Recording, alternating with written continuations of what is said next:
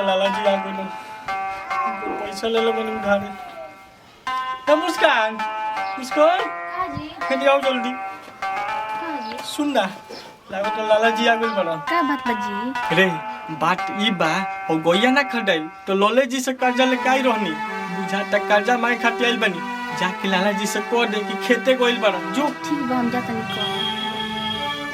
के बा? हाँ चाचा जी। रे अछैया कहाँ बा? ये चाचा जी वहाँ का तो नहीं खी। कहाँ गइल बरे? वहाँ के खेत में लगी। खेत में गइल बा? जब आवतन तब खेते में रहता। कह दिए ओकरा से पैसा हमरा लोग से ले आई बा गाय खरीदे के रहे तो अगर पैसा ना पहुँचौले तो गैया और बछिया भाई सोन दोनों के लेके चल जाए बुझलू वार्निंग देतनी अगर ना पहुँचे हम इहे करे। ठीक बा चाचा जी हम कह देंगे वहाँ से।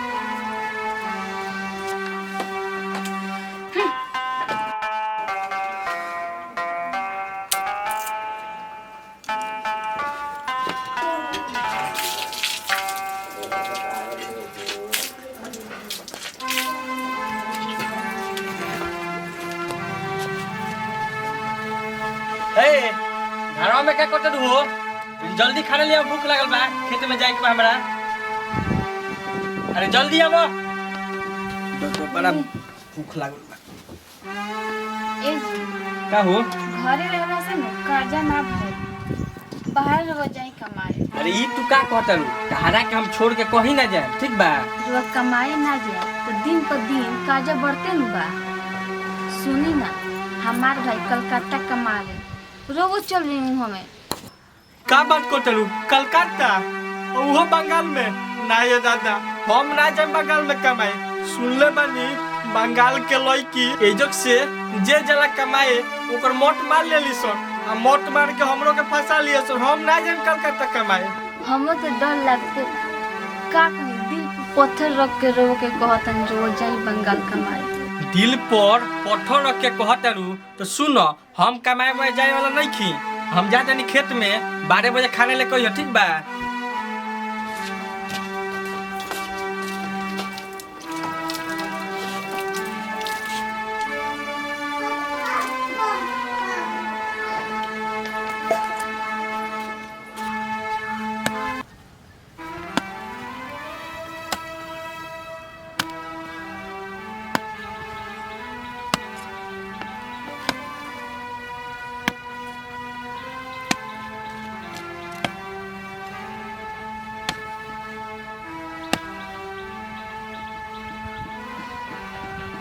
हाँ मेहरो पगला गइल बिया कहते बंगाल कमाई जाए के। हम बंगाल कमाई ना जा तो नहीं की साला मोट मार लेली सन।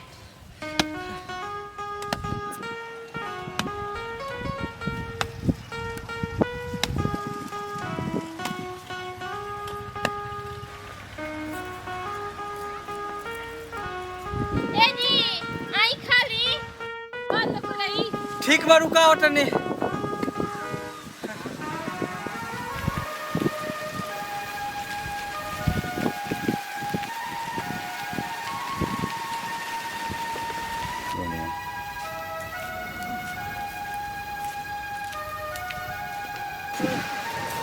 हाथ धो तो ए आज का बनैले बारू हो? अरे चावल बाल सब्जी के असर। अरे हमरा पसंद के सब्जी बनेले चल अब बैठ जल्दी निकालो जल्दी निकालो।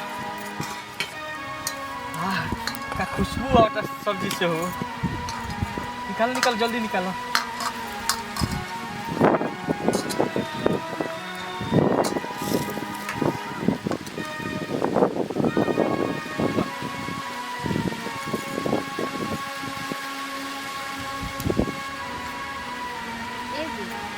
हमारे पास रुपया मान आप भैया को लगे कमाए और चलते।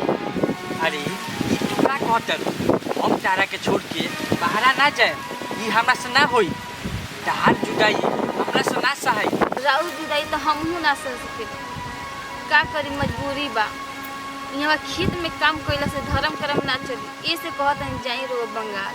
अरे यही सन कहतनी तारा के छोड़ के हम कहीं नहीं रह सकत। रोबा की जिंदगी भर में थोड़ी बंगाल कमाल का तो जो सद दे तो फिर वो चल या ये दौड़ी दौड़ी कब ये में रहे ए टेंशन मत लो ये जा उसको पैसे कुछ कर्जा लेके चार चौकी की दुकान खोल ले सब कर्जा भर ले लेकिन हम बंगाल ना जाए उधर के लड़की हमारे मोटी मार लिए तो हम क्या करें ताकि छोड़ के हम कहीं नहीं रह सकते शादी कहीं चल हो जाए छोड़ ना क्यों देखिए का कहीं बस छोड़ ना अरे केहू ना देखी हो ना क्यों आई तो केहू ना आई हो छोड़ केहू नहीं चुप रहो ना देख मत देख अरे क्यों कहे मजाक करते रहो केहू ना नु आई हो अच्छा देखी होगा लगा रहो हमने कहा दे हमने तो आत्मा है सो हां हमने के कहां आत्मा हमने के उड़ाता निसन आत्मा है सो तो बेजत करा दी जाता नहीं हम कपड़ा पे कर ठीक बारो आए जल्दी करते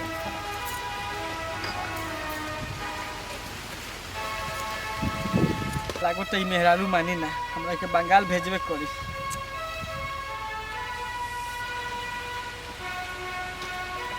आई रहो जल्दी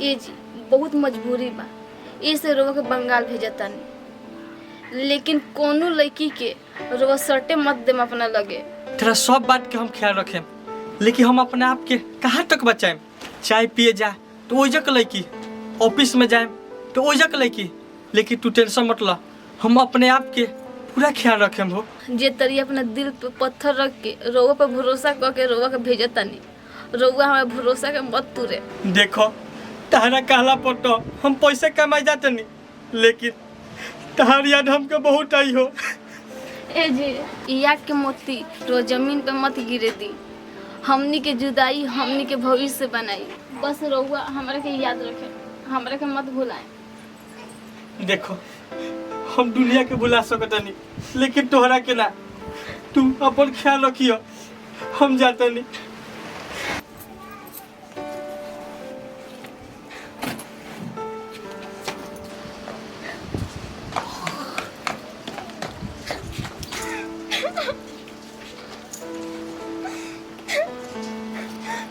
ठीक बा तू अपन ख्याल रखियो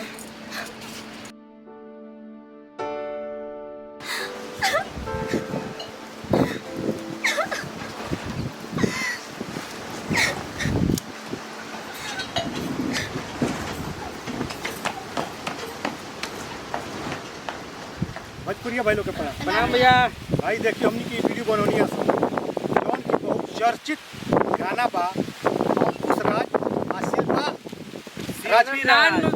शिल्पी राज अच्छा तो पूछा तार तो शिल्पी राज के जौन की गाना बहुत ही हो रहल बा यही पर आधारित हमनी के वीडियो बनौनी है आशा ना पूर्ण विश्वास बा कि ई लोग इनके पूर्ण रूप से मनोरंजन करी आ स्वच्छ माने पारिवारिक की वीडियो बा जय जवान जय भोजपुरी हाय आत्मा के तन ध्यान दे ठीक बा देखी हमनी के दूसरा चैनल जौन बा अरविंद सिंह गोपालगंज आ अक्षय सिंह ऑफिशियल निगार म्यूजिक और मान ली के बगैर तो बहुत बा लेकिन हमनी के तीन गो पर्सनल बा है पर रोगा लोग ध्यान दे बहुत प्यार दे रहल बानी अच्छा ना विश्वास बा कि ई वीडियो के देख और भी हमनी के उमंग के बढ़ाए लोगी आ कमेंट करके लिखी लोगी ई वीडियो रोगा लोग कैसा लगे जय जवान जय भोजपुरी।